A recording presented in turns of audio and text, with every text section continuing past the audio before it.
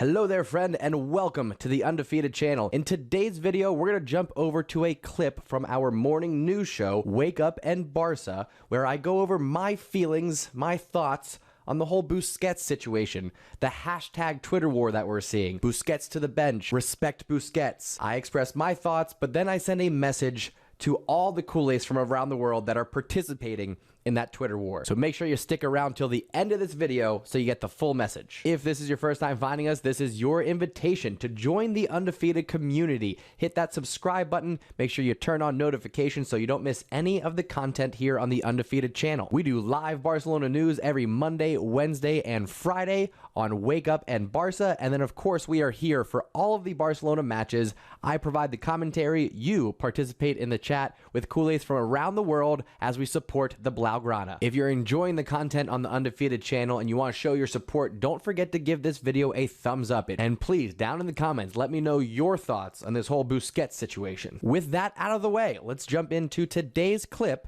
from Wake Up and Barca. All right. Good morning to you all. And here's the breaking news I want to start with, folks. We're going to jump over to Twitter. Xavi heard us, everybody. Xavi has decided to sell Busquets after Busquets and El Banquillo trend on Twitter. He heard it, the people have spoken, and Xavi said, you know what? This is a democracy. The votes are in. We're going to bench Busquets. It's not happening. Calm down, folks. Calm down. All right, I wanted to start off with that just as a little joke. Listen, there are a lot of layers to the hashtag war that's going on around Busquets on Twitter right now. So here's my feelings. If you have been watching the content on this channel, if you've been here for Wake Up and Barca, if you've been here for the live matches, I have not been shy about saying that the Busquets era has come to an end or should be ending. All right, I was saying all summer long that we needed to sign a defensive mid. That was prior to the emergence of Gavi and Nico and the, I'll say, solidification of Pedri. So now that we have Nico, Pedri, Gavi, De Jong, Busquets, and Ricky Puig, let's go over the layers to this. One, is it time for Busquets to start being cycled out, not benched or put off into the pasture or sent off like Suarez was? Not like that. Saying, I believe it is time for Busquets to start being rotated out so that the younger players, whether it's Nico or De Jong, okay? We'll have that debate another day. But whether it's Nico or De Jong starting to rotate in and get that defensive mid-roll, we need to see it. Busquets is in the exact same situation that Suarez was in as a striker. I'll explain. Luis Suarez, before leaving Barcelona, was at a level where for 17 of our 19 La Liga opponents, he could go up against and find the back of the net. It wasn't going to be pretty. A lot of those were poacher goals, but he was a crafty veteran. He knew what to do, and he had a striker's instinct, and he would be able to produce against 17 of the 19 opponents we face in La Liga. The problem is the other two, Atletico Madrid and Real Madrid, wasn't up to snuff. The problem is top European competition, not up to par.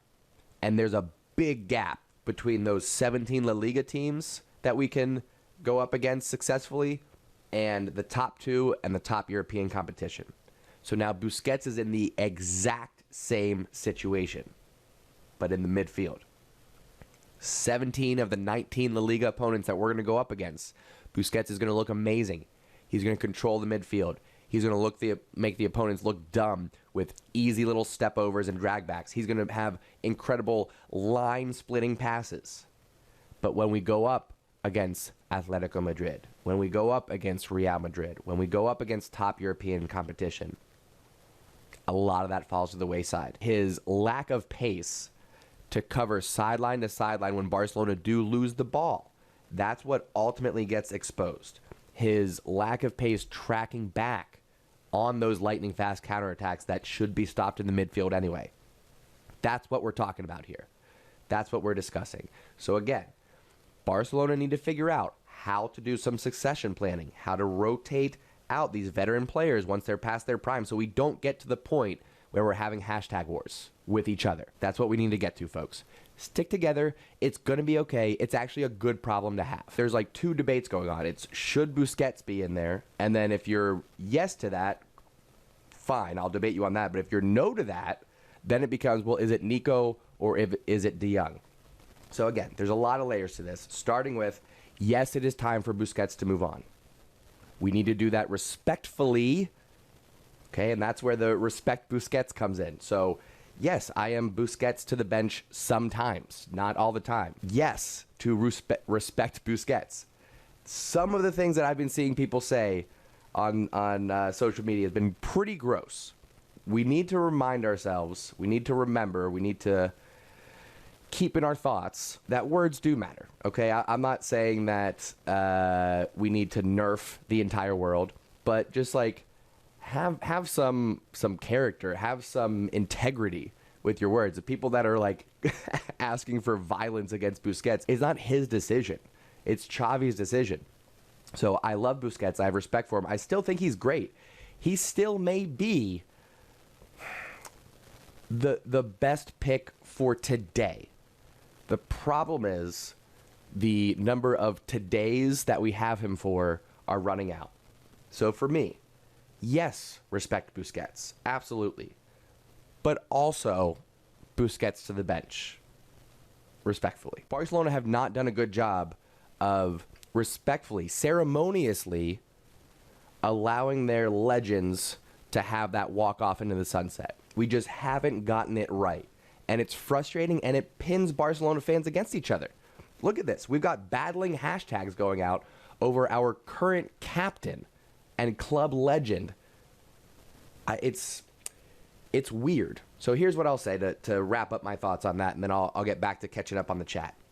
Whatever happens, okay, don't make it about Busquets. It's not his decision. I promise you, I guarantee you, you got the mustache guarantee on this one, that Sergio Busquets is playing and performing at his fullest ability. He is putting in 100% effort. He's doing everything that he can. So getting mad at Busquets for being in the starting 11 is insane. It's really insane. Also, believing that you're going to influence something with the hashtag is pretty silly, all right? But let me flip that, actually. Let me flip that around on the other side, too. We don't need to get super upset about it on either side, all right?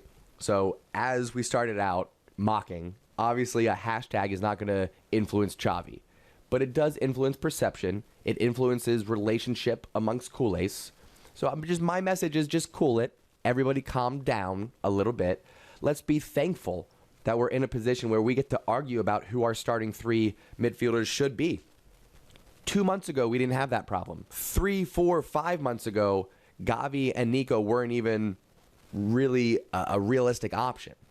So let's be thankful. Let's be happy. Let's make sure that we are factoring that in our heated debates online, that right now for Kool-Aids, we've got 5, 6 midfielders that we could pick in our starting three and be happy with. Are you pro Busquets staying in the starting 11, or do you want to see a change? And if you do want to see a change, is it Frankie? Is it Nico? Are we looking elsewhere?